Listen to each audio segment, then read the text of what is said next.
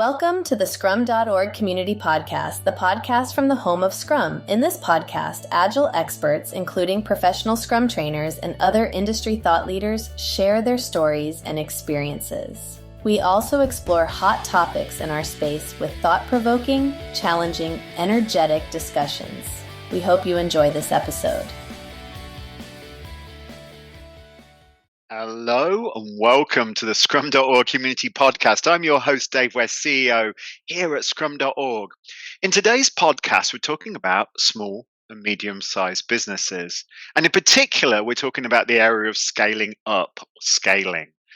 And it's interesting because there's a connection to some of the stuff we see in Scrum and evidence-based management. Honestly, I have quite interesting experience around scaling in a previous life. So prior to Scrum.org, I was the chief product officer at a company called TaskTop that has been subsequently bought by PlanView. Some of you may know Mick Kirsten, famous for his book, Project to Product. He was the CEO and founder of TaskTop, and I came on when we were, I don't know, less than 10 or maybe around 10 people. It was heady startup days, really interesting days. Now, we were fortunate enough to secure VC funding from actually Austin Ventures and Yaletown, which we grew, right? We grew to ultimately over 100 people doing some really interesting stuff. And I remember quite vividly the challenges as we scaled. You know, we had challenges because I had a whole new set of stakeholders, the VCs in particular. We had challenges because suddenly we had sales, marketing, operations. You know, previously my engineering team had done all support. Now suddenly we're like, well, they can't do that and build product and support marketing. We need product marketing, which was actually everything I was doing that prior. You know, we had a really interesting set of problems, not just around product development. I mean, it was a part, but across the whole business. And, you know, it was because of new stakeholders. It was because of just the sheer volume of stuff that was starting to happen. The more people you brought on, particularly in sales and marketing, the more stuff those people want to do. And that's why they've been brought on. So that's obvious. And also the people we brought on all had their own experiences and their own ideas of what an operating model, what a process, what a system, what an organization should do and how it should work and the like. And some of these people had worked for very large organizations, and that was awesome because they had great experiences, but really challenging. So I'm very lucky to have our PST Yuval, PST Safe Fellow, and Kanban leader. But actually, I'm really interested in all of those things, obviously, Yuval, but really, you've been doing a lot of research and spending a lot of time thinking about this problem and talking to organizations that are trying to scale up. That's your area of interest, as it were. So welcome to the podcast first, Yuval. Thank you, Dave. Good to be here again.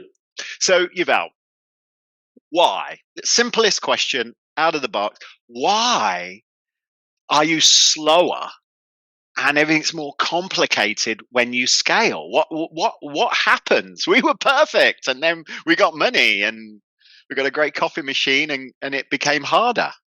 What's your experience from this? What have you seen? A couple of things that are repeating patterns. One is that simply the fact that you're an entrepreneur, you're an expert in your field, you can organize a team around you and successfully get to product market fit or service market fit, doesn't necessarily mean that you have what it takes to organize a larger team when it's actually successful.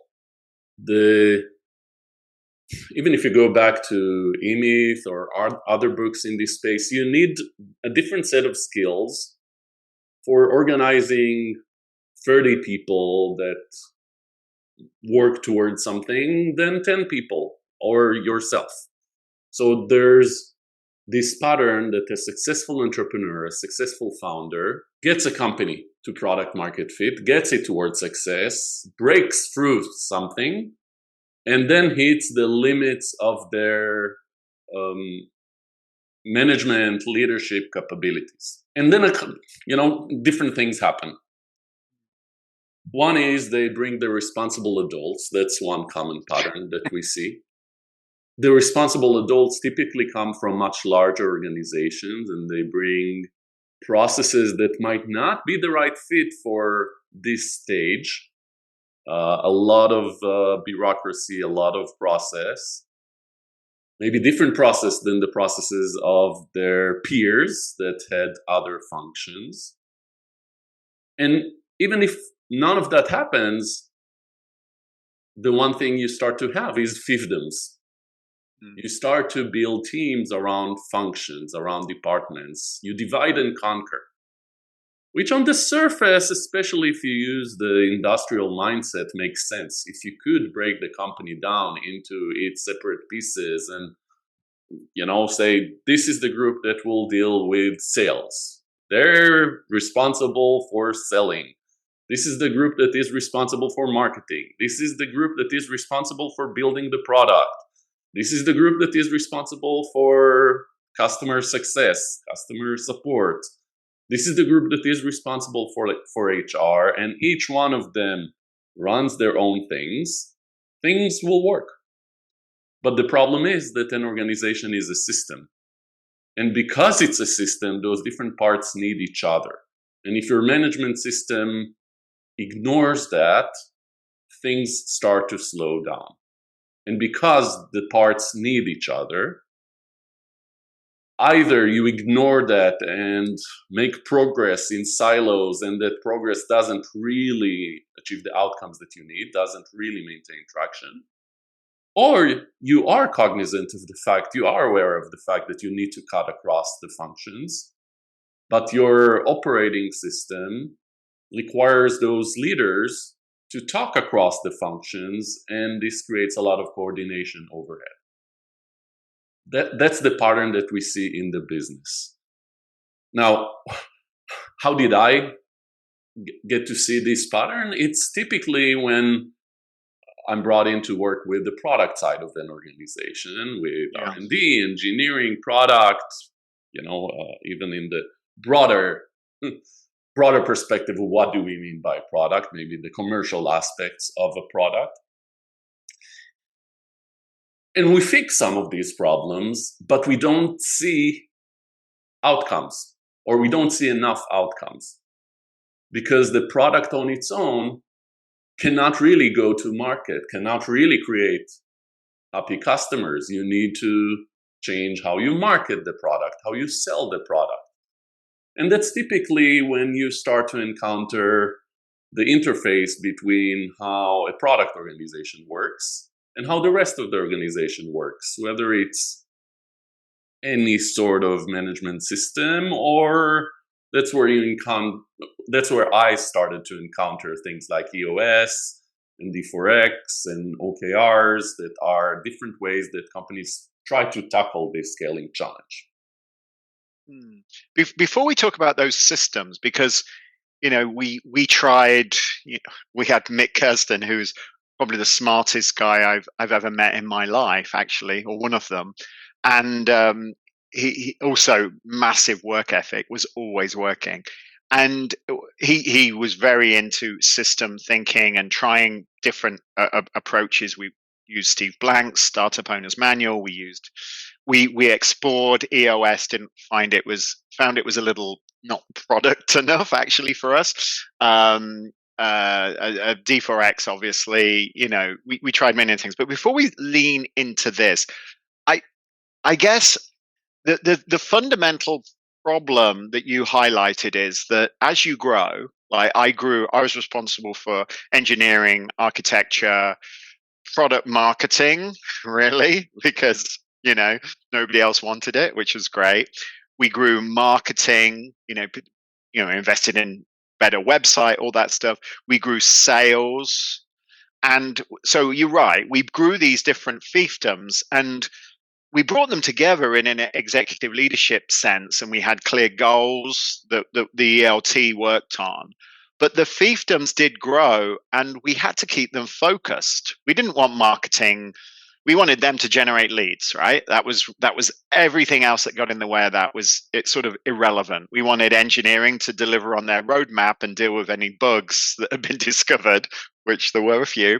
And we wanted sales to close business, right?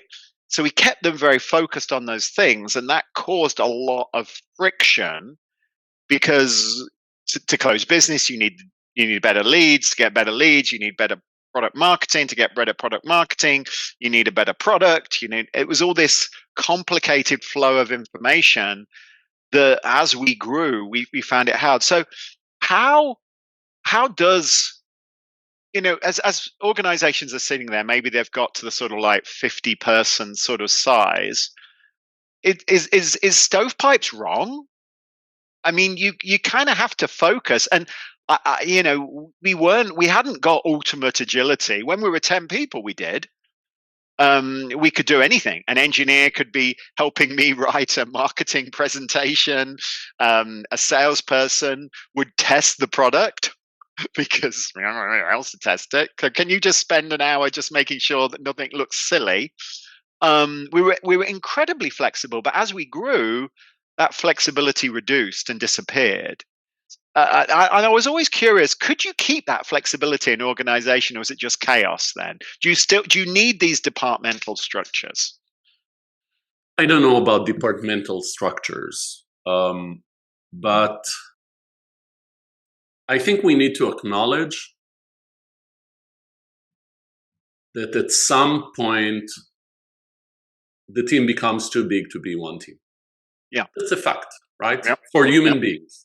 Yep. It becomes more interesting when we start to talk about these new models of the one-person unicorn and, the 10-person company that can beat a 50-person company. Maybe we'll get there. I think even when you scale through AI agents, there's still more moving parts. There's still complexity. There are still things that start to break down.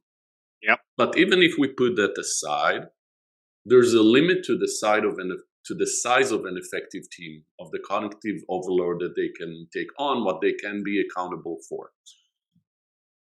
It's just a matter of trade-offs. Do you decide to aggregate all of your sales experts, all of your marketing experts according to their expertise, or according to the mission, the outcome that they're focused on, or the business process that they're focused on? Interesting. So let me give you an example. At Computer Associates, when we worked on how do we make marketing more agile? How do we deliver more competitive campaigns, more effective, more competitive campaigns much faster? A key design decision that we made is we decided to choose a different trade-off in the structure of the work teams. Not the departments in the organization, but the work teams. And we took product marketing, digital marketing, inside sales, the leader of inside sales, field marketing, people that go to conferences and sit in the booths and design, the appearance in those conferences. And all of these people work together on a team, even though they were part of different departments. And they were able to own a healthy pipeline much better than, if they were in different functions. And they didn't need to go up all the way to their senior VPs. Each of them reported to a different senior VP in the corporate marketing organization, which was like 300 people at the time. This is one of the places where I've seen that what we've been preaching, we're preachers, right? Yes. It certainly feels like that sometimes. Some days. We've been preaching in the product development world works for other complex problems as well. Works for a business problem of how do you get to a more effective marketing and sales campaign motion that fills the pipeline and enables you to close the pipeline and deliver marketing and sales contribution much more smoothly for a certain product.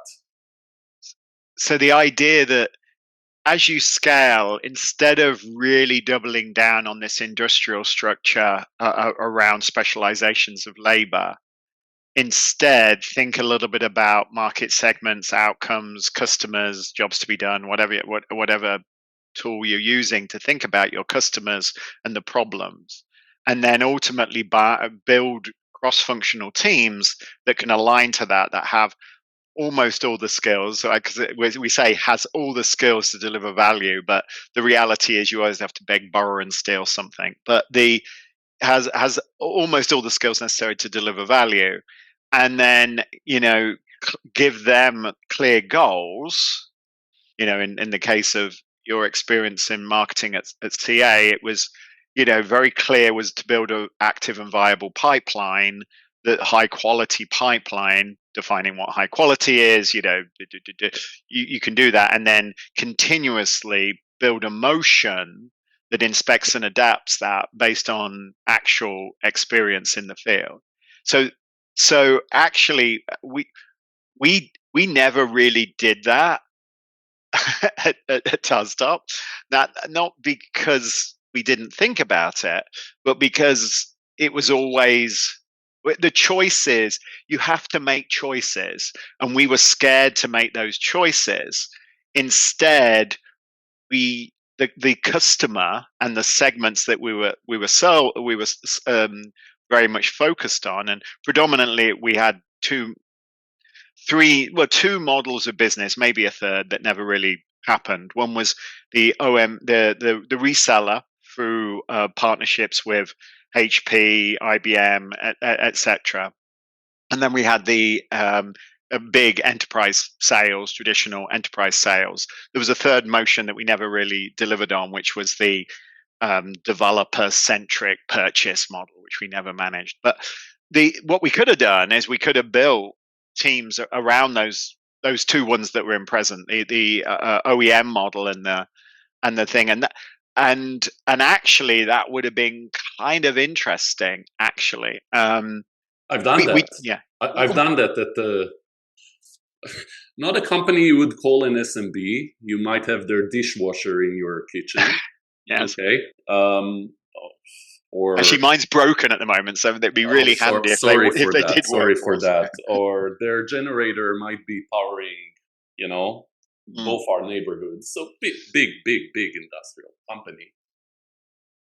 Their sales and professional services was organized around channels along the lines you're talking about. And what we've done is we've organized their work on sales enablement and services enablement and marketing around channels, direct, e-commerce. E-commerce, obviously applies to some of their products, not all of them.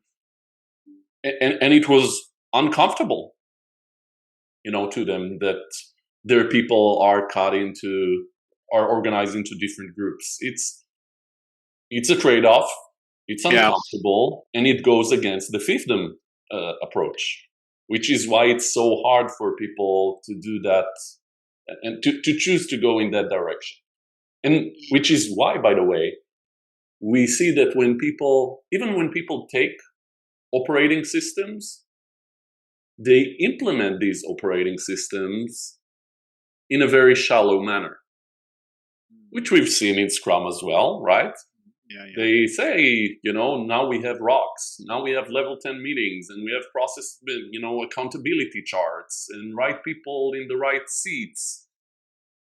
But when you look at what is actually happening, is they took the easy path out. They still maintain teams or departments that are functional. It's still very hard to get things done across the groups. There's maybe a better framework for how to deal with issues that arise out of those different groups, but a lot of issues arise out, between the different groups, and leadership becomes a bottleneck.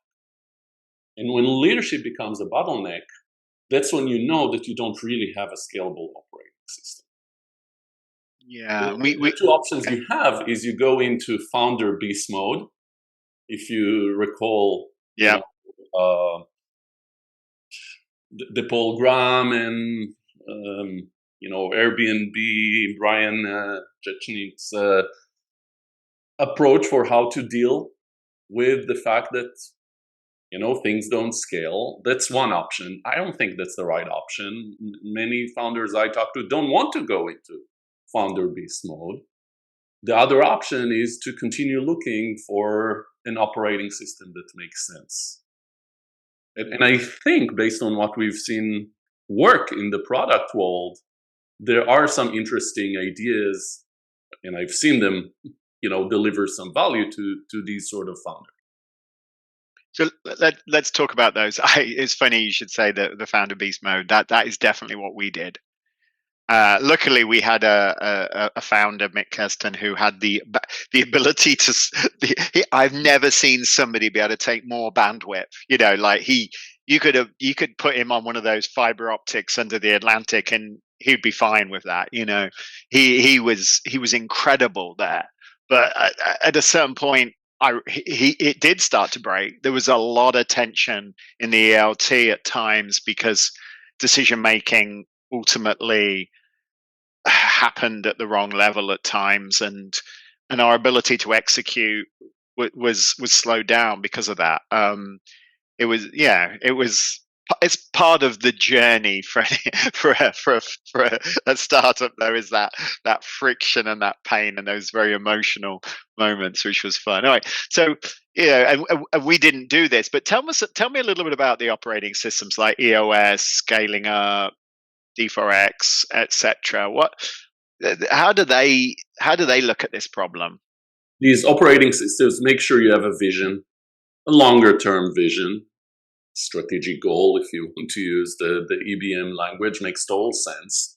They all make sure there's clear accountability, who's responsible for what, to try to break down this mode of the all responsible, all accountable founder. EOS even has this dynamic of introducing the operator role, essentially, the integrator. It talks about breaking out the founder role into the visionary and introducing the integrator. Interesting dynamics between the product owner and Scrum Master and the visionary and integrator that we can maybe get into. Then there's a whole process of goals.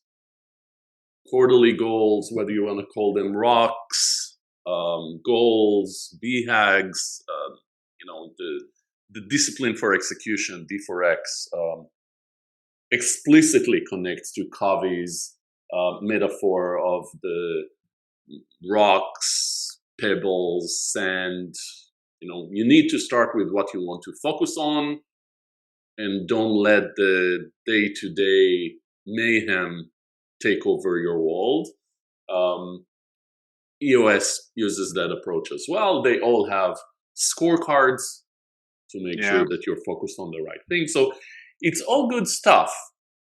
They have meetings, a rhythm of meetings to make sure you track towards these goals. EOS calls those L10 meetings, level 10 meetings. Why? Because it's supposed to be a meeting where everybody feels it was a great meeting that helped you get traction. And it has a good approach for how to run such a meeting, focusing on immediate issues and how are we doing towards our goals and looking at our scorecard. So it's all good stuff. Some of these approaches are more prescriptive than others. EOS is the winner of the prescriptive award.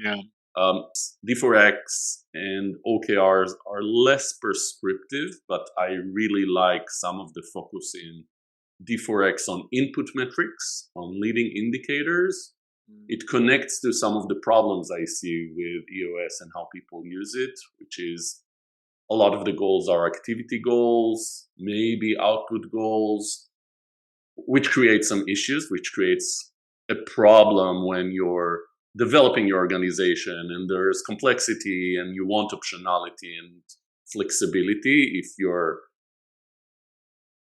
If you've fixed the activities that, let's go back to CA. If your goal is a healthy pipeline, you want to have flexibility. What do you try to do to maintain a healthy pipeline? Yeah. You don't Because want there's to a large say amount of upfront unknown at the there. beginning of the quarter, these are all the activities we will do. These are all the conferences we will go to. These are the campaigns we will launch. You don't know what will work. There are some things that will work great and you will want to double down. There are some things that will fall flat. So the outcome of a healthy pipeline is much more effective than the goal of what campaigns we will run.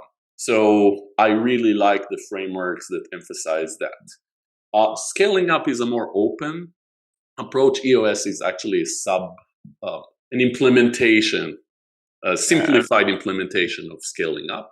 Yeah. One of the things that didn't make it over is a process accountability chart, which is interesting because a process is not a department. And there's interesting potential to think about products, value streams, people that own a value stream, a healthy pipeline, rather than own sales activity. So there's something powerful there. I don't see many people really implement it that way. Because again, it's tough. So it's very tempting to say the process is to market. The process is to sell. The process is to serve a customer rather than the real end-to-end, the end-to-end key business process. Yeah, product would fit nicely in that model, and having product owners is a sort of ultimate position with respect to that kind of value stream, because hopefully the product owner owns the solution in the context of a problem, right? And with that has clear stakeholders, has a bound value, etc., which would work. But let's be honest. I've also seen organizations that say, we really like Scrum. We've seen it work in product development. Let's use Scrum throughout the organization. But then the way they implement Scrum throughout the organization is very similar to the theater that you see in these other frameworks. You see marketing as a product, or sales as a product, or HR as a product. And sometimes that makes sense, but a lot of time it doesn't. A lot of time it creates product owners that own activities cannot really move the needle for the business. Well, I mean, it depends on what the problem you're trying to solve. If you're trying to build very efficient subsystems inside an organization and the level of change is very slow, then maybe it does work. Mm-hmm. However, what you're describing in when scaling up is usually the opportunity is fluid. You don't know how to build the right pipeline. You don't know what features are going to be delivered. You don't know what support load is going to look like. You don't know as you scale. We had no idea at TaskTop. Let's be honest. We had a pretty chart that we put up every board meeting, but it was ultimately a lot of unknowns, primarily because we didn't know what would attract customers really, and what types of customers, and we had to reformulate who the organization was multiple times. Who do we talk to in a customer profile? What is the products that they're interested in? What is the story we need to sell them? And we had to continuously change that over and over again, because what we found was early adopting customers were very different. Classic crossing the chasm, right? And we identified bowling pins. We did Jeff Moore's model as well, and we worked on that. What we should have done is aligned cross-functional teams to the bowling pins more clearly. We didn't do that, and that's what caused the tension. I think there's an interesting pattern here. I'm almost willing to bet, based on what I've seen repeatedly, that a crossing the chasm party is a typical pattern of a team that you might want to create that crosses the different functions. Crossing the chasm is not one business process. No, it really isn't. One big business challenge that requires this collaboration. It's not just a product challenge. It's not just a sales or marketing challenge. It's an integrative challenge. Well, crossing the chasm, facing the bowling alley. These are challenges that are very complex to tackle.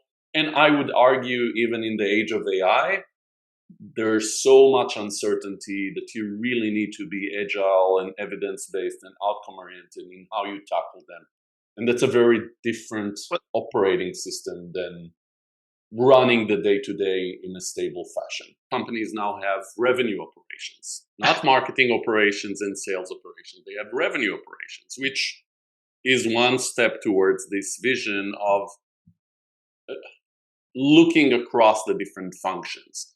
The fact that more and more companies have a chief revenue officer rather than, different marketing and sales organizations, that's an attempt at this. But then their question is, okay, how do you get it to cover the customer experience organization and the product organization? And I'm wondering whether the future of ops, let's say, is not that we have engineering ops and product ops and rev ops and customer experience ops, which is pretty rare as far as I know. But looking at operations, operating models, and data and enablement across the organization. And it's pretty rare to see that in larger organizations. In smaller organizations, it's pretty rare to see any of that. It's pretty rare to see the organization having any sort of time to enable the organization. The main problem we see in small organizations is they're just busy running the business. They barely have the time to step away from it and think about how do we work on the business. And that's, by the way, something good that these operating systems provide. They provide the mental model that enables you, and the structure, the discipline that enables you to dedicate some time to developing your business. I really appreciate all of the work that people like Gino Wickman and EOS and Vern Harnish with Scaling Up, they're doing to help entrepreneurs take one level forward. I think that if you meet these founders, these operators that are trying to scale up their organizations, not necessarily by number of people, but how much activity is going on, how much revenue are we bringing, how many customers can we support, and they're already dedicating time to developing their organization. The models that we provide where that work to develop the organization is organized around outcomes, and it's managed, day to day by looking at leading indicators and making some assumptions and doing something and sensing and responding, inspecting and adapting towards that direction by bringing together the right mix of people that can be empowered to own that change to the company. I think that combination, I've seen it work as a winning formula. So I believe that's the next step of what you do once you decide to bring in a scaled up operating system. Yeah. No, that makes a lot. Yeah, it would have made our lives so much easier if we'd have had the time and the. Don't get me wrong. We did spend a lot of time retrospecting. We Ken Schwaber was the coach for the engineering organization, so he insisted on a level. But interestingly, he wasn't particularly interested outside of product delivery. He wasn't that. He's like, well, that's cool, but but having that space in a broader sense, would have perhaps been very, very sensible and been able to apply a more outcome-centric, goal-oriented approach. You know, we yeah, but it would have required a significant amount more discipline than perhaps, and choices than perhaps we were willing to make. Because as soon as you have a goal, well, one, you have to actually define it, and then two, you have to measure progress against it, and that's always a recipe for disaster in organizations. And it also forces you to say no to some goals. Yeah, one of the things I really like to do is to talk to people that are using EOS and put their goals on a Kanban board. Just take all of your rocks, let's see them on a Kanban board. How many do you have in flight? What is your process for deciding that you're committing to another goal? And just that small act of all of the goals that are in the business, and how long does it take us to actually get a goal from commitment or even thinking through it to the outcome that we wanted to achieve, and making sure that when we achieve a goal, it actually achieved an outcome and we learn from it. Even that discipline for the leadership team, for the founder and their team to look at is a pretty interesting exercise. Choices are never easy. And I mean, even if you say this is we're only focused for the next month, the next 2 weeks, the next week even, you still have to make a choice. And as an SMB, as a small, medium-sized business, which I have been, those choices have a direct impact on payroll. Those choices have a direct impact, even when you've got the luxury of VC money, which gives you a little bit more freedom. The choices are really scary. Should we have doubled down on our OEM business? Because if we'd have done that, we'd have probably been acquired before, actually, but for a smaller valuation. Those choices were dangerous. And at the early stages, it was choices about payroll, about burn rate, basically, about when the next round would be. And it's hard. Yeah, that's hard. Not easy. Anyway, we could talk for days about this, Yuval, and we have probably, if you added up all the time. But we unfortunately, our listeners have planes to catch, have work to do, have babies to put to bed, have shopping to deliver. Maybe they have some product development to do as well, or some business to build. So I guess what would be the last, we started off, why are you slower when you scale? And we went through, talking about EOS, talking about the challenges of scaling, talking about some of the things that we've seen that work around scaling. But what would you leave our audience with? What would be the one thing that if you think of anything during this 45 minutes, 50-minute podcast, what would be the last thing that they need to take away? I guess an invitation for reflection is probably what I'd invite people to do, to reflect upon, is our operating system, is the way we're working for us? Are we working for it?